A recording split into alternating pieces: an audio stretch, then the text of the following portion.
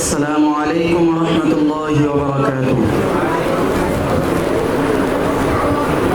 الحمد لله وحده والصلاة والسلام على من لا نبي بعده.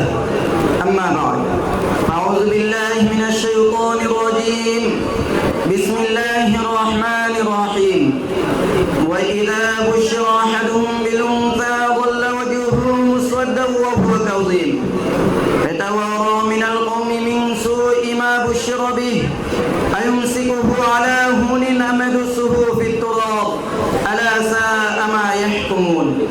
وقال رسول الله صلى الله عليه وسلم: أكمل المؤمنين إيمانا وأحسنهم خلقا وخياركم خياركم لنسائه، أو كما قال النبي صلى الله عليه وسلم.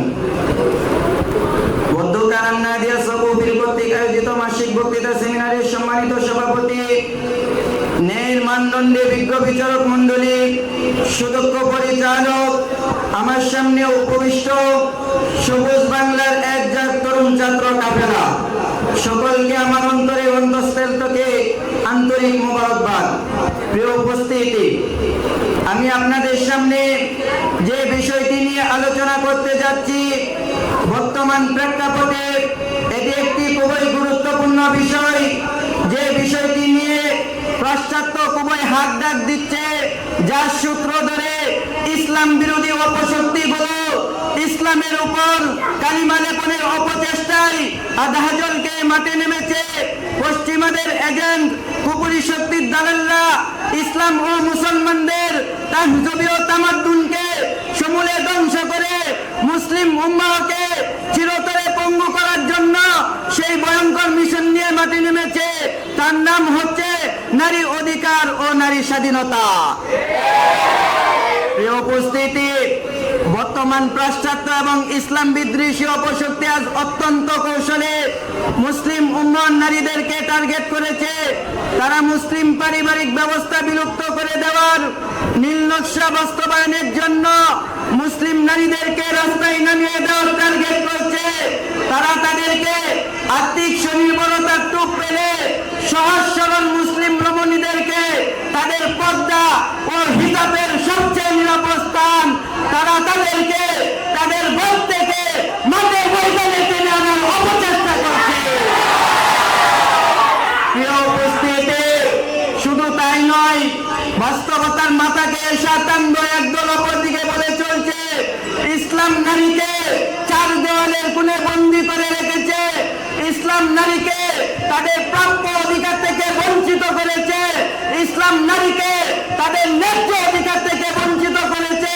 আরে আমি তোমাদেরকে বলতে চাই, তোমরা যারা আমাদের নারীদেরকে নিয়ে কটূক্তি করো, তোমরা যারা বলো ইসলাম নারীদেরকে চার দেওয়ালের কোণে বন্দী করে রেখেছে, তোমরা শুনে রাখো যে আজ হয়তো তোমরা আমাদের নারীদেরকে নিয়ে অনেক ষড়যন্ত্র করতেছো, কিন্তু হয়তো তোমরা আমাদের নারীদেরকে নিয়ে অনেক ষড়যন্ত্র করতেছো, তোমরা চাচ্ছ যে আমাদের নারীরা রাস্তায় নেমে যাক, তোমরা আমাদেরকে যতই কনিষ্ঠ আঙ্গুল দাঁড়িয়ে দেখাও, আমরা থামবো না।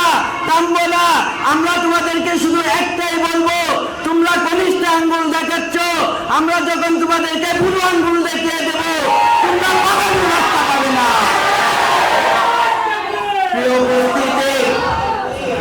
প্রিয় উপস্থিতি, নজির সম্পর্কিত এ ধরনের হাজারো অভিযোগ আজ চাপিয়ে দেওয়া হচ্ছে ইসলামের উপর।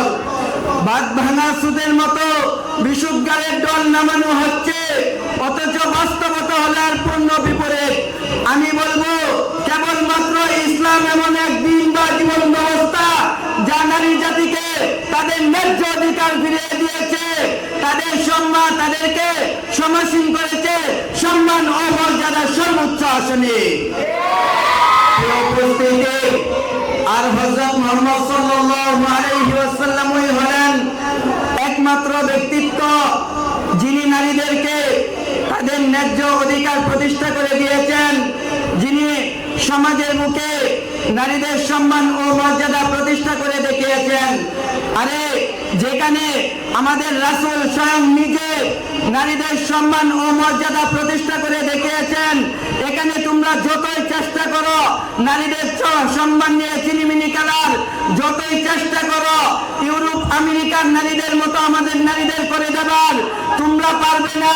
আমি তোমাদেরকে আবারও বলতে চাই, তোমরা যদি এখানে চাও যে ইউরোপ আমেরিকান নারীদের মতো আমাদের নারীরা উলঙ্গ অবস্থায় রাস্তায় নেমে যাক, তোমরা যতই ষড়যন্ত্র করো, এই ষড়যন্ত্র নিয়ে যদি তোমরা রাত দিন 24 ঘন্টা মাথা ঘামাও, তবে তোমরা কোনো উপায় খুঁজে পাবে না। যেখানে আমাদের রাসূল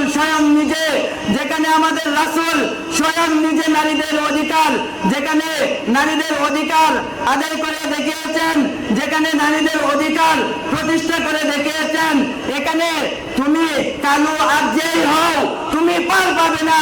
আমরা ইসলাম ধরে রেখেছি, পূর্বে ইসলাম ছিল না, না থাকার পরেও ইসলাম যেহেতু পরিপূর্ণভাবে আমরা পেয়েছি, পাওয়ার পরে ইসলাম পূর্বের সাহাবারা ধরে রেখেছে, এখন সাহাবাদের পর জামানাও ধরে রেখেছে, এখন আমরাও ইসলামকে টিকে রাখবো। এই উপস্থিতি আমরা চলে যাই ইসলাম পূর্ব আইএমএ জাহিলিয়াতের জামানায়। যারা বলে যে আমরা নারীদেরকে কোনো সম্মান দেই নাই, যারা বলে যে আমরা নারীদেরকে তাদের প্রাপ্য অধিকার থেকে বঞ্চিত করেছি, আমরা ওই জামানায় চলে যাই যখন ইসলাম ছিল না। তখন যখন কন্যা সন্তান জন্ম হতো, যখন কারো কন্যা সন্তান জন্ম নেওয়া হবে শুনতো, এই শোনাটা পিতারা অপমানজনক মনে করত। তারা অপমানজনক মনে করে কি করত জানেন? যে তারা এই কন্যা সন্তান জন্ম নেওয়ার পরে তারা এই কন্যা সন্তানকে তারা জীবিত মাটিতে পুঁতে ফেলতো। তারা শুধু জীবিত মাটিতে পুঁতে ফেলতো এটাই না, পুঁতে ফেলার পর তারা এটাকে পুণ্যের কাজ, সম্মানের কাজ বলে মনে করত। প্রিয় উপস্থিতি, ওই জামানায় তারা এরকম করত। আজকে আমরা নারীদেরকে কতটুকু সম্মান দিয়েছি, তাদেরকে পর্দা, হিজাব, তাদেরকে আরো কত সম্মান দেওয়া হয়েছে, কিন্তু তোমরা কিছু কুলাঙ্গারের বাচ্চারা আমাদেরকে কনিষ্ঠ আঙ্গুল লাড়িয়ে দেখাও। আমি তোমাদেরকে সাবধান করে দিতে চাই, এই কালিকবিনের মঞ্চ থেকে আমি তোমাদেরকে সাবধান করে দিতে চাই, তোমরা যদি আর কখনো আমাদের নারীদের দিকে চোখ তুলে তাকাও, আমি তোমাদের চোখকে উঠিয়ে নিব। পরিশেষে আপনাদেরকে বলবো, এই মঞ্চ থেকে আজকে আমরা শপথ গ্রহণ করব, যে কে আমার সাথে রাজি আছেন শপথ গ্রহণ করতে, যে এখান থেকে শপথ গ্রহণ করব, কেউ যদি আমাদের নারীদেরকে